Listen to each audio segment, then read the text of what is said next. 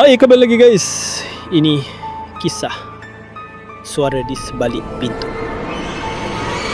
Di tengah malam yang sunyi, terdengar ketukan pintu perlahan, seperti memanggil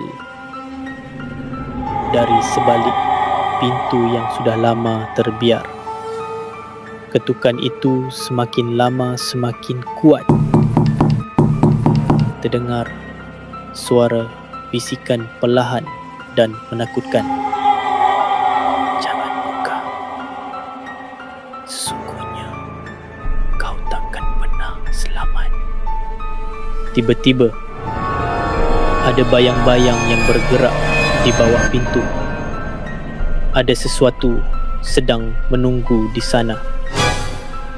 Di saat itu ada tangan yang muncul, pelumuran darah, tangan yang seakan ingin menarik kau ke dalam kegelapan itu. Suara bisikan semakin menakutkan dan jelas. Sudah terlambat. Kau sudah berada di sini. Tak ada jalan keluar. Dan ketika pintu itu terbuka, adakah kau berani untuk tahu apa yang ada di sana? Sila like, komen dan share apa pendapat anda.